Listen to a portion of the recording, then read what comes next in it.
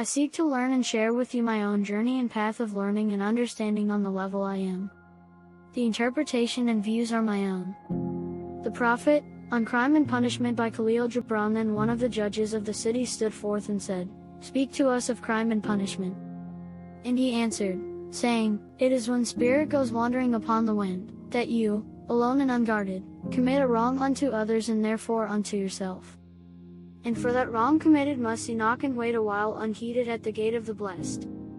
Like the ocean is your God's self, it remains for the ever undefiled. And like the ether it lifts but the winged. Even like the sun is your God's self, it knows not the ways of the mole nor seeks at the holes of the serpent. But your God's self dwells not alone in your being. Much in you is still man, and much in you is not yet man, but a shapeless pygmy that walks asleep in the mist searching for its own awakening. And of the man in you would I now speak. For it is he and not your God's self nor the pygmy in the mist, that knows crime and the punishment of crime. Oftentimes have I heard you speak of one who commits a wrong as though he were not one of you, but stranger unto you and an intruder upon your world. But I say that even as the holy and the righteous cannot rise beyond the highest which is in each one of you, so the wicked and the weak cannot fall lower than the lowest which is in you also. And as single leaf turns not yellow but with the silent knowledge of the whole tree, so the wrongdoer cannot do wrong without the hidden will of you all. Like a procession you walk together towards your God's self. You are the way and the wayfarers. And when one of you falls for those behind him, a caution against the stumbling stone. And he falls for those ahead of him, who though faster and surer of foot, yet remove not the stumbling stone. And this also, though the world lie heavy upon your hearts, the murdered is not unaccountable for his own murder, and the robbed is not blameless in being robbed. The righteous is not innocent of the deeds of the wicked, and the white-handed is not clean in the doing of the felon. Yea, the guilty is oftentimes the victim of the injured, and still more often the condemned is the burden-bearer for the guiltless and unblamed. You cannot separate the just from the unjust and the good from the wicked, for they stand together before the face of the sun even as the black thread and the white are woven together. And when the black thread breaks, the weaver shall look into the whole cloth, and he shall examine the loom also.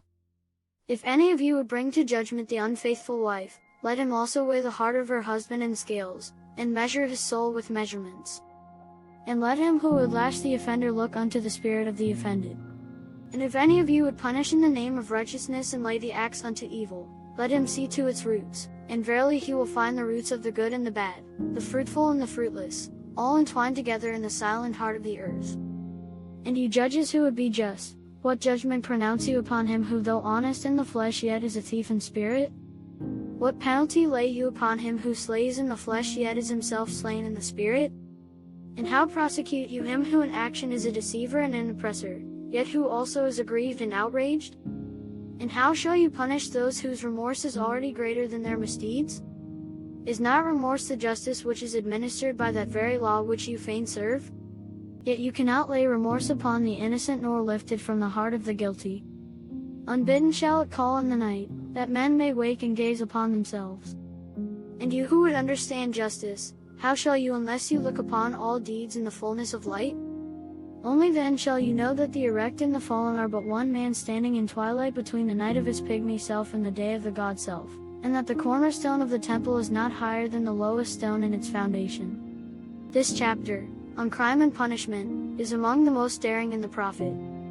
Here, Gibran calls not for legal justice but for soul justice, the justice that sees not in fragments, but in wholeness.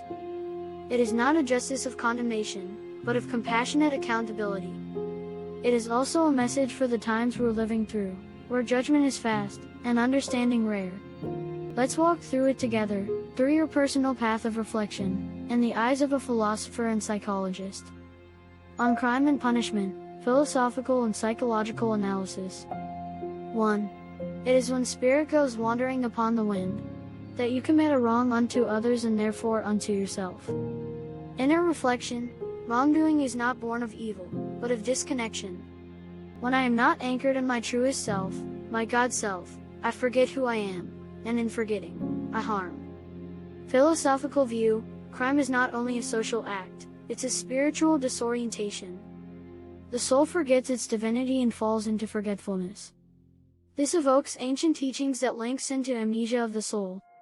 Psychological insight. This reflects the truth that trauma, alienation, and unconsciousness drive much of human harm. People act out their wounds when they are disconnected from their higher self. 2. Much in you is still man, and much in you is not yet man, but a shapeless pygmy.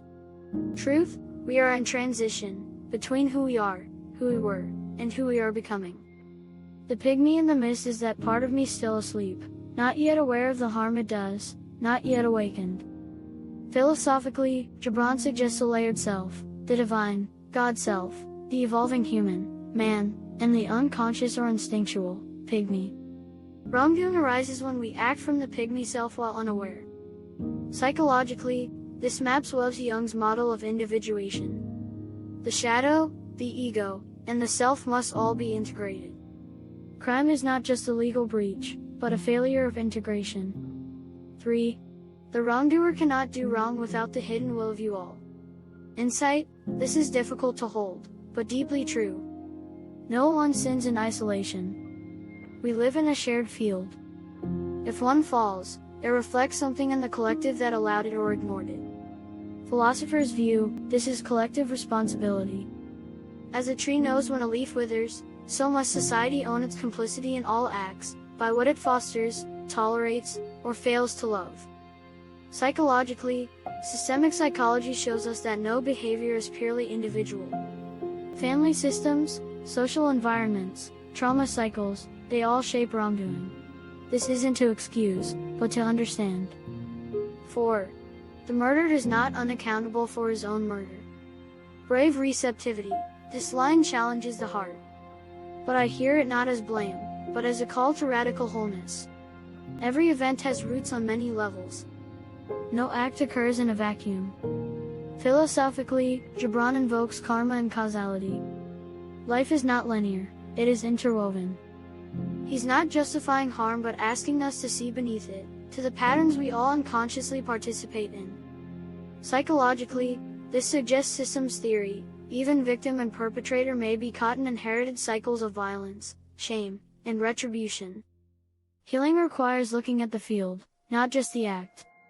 5. You cannot separate the just from the unjust. They stand together before the face of the sun. Soul response. I hear in this the unity of being. The fallen and the upright are not opposites, but versions of the same person at different levels of consciousness. Philosophical view, this is non-dualism. There is no pure good or evil, only levels of awareness. We all hold both. To condemn another absolutely is to deny one's own shadow. Psychological insight, this is central to shadow work. The one we judge outside reflects a part within we do not yet understand. Integration comes not from judgment, but compassionate confrontation. 6. Let him who would lash the offender look unto the spirit of the offended. Inner equilibrium. Justice is not only about punishment, it must involve self-inquiry. What in me reacts? What in me has judged, and what might my part be? Philosophical view, Gibran's justice is not punitive but restorative. He urges not punishment for evil, but understanding of its roots, which lie in both offender and offended. Psychologically, trauma and projection often flip the dynamic. The one who punishes may be acting out their own unhealed wound. True justice requires self-awareness in both parties. 7. Remorse is the justice which is administered by the law which you fain serve. Quiet wisdom. I've known remorse. It burns longer than judgment. It reshapes you from within.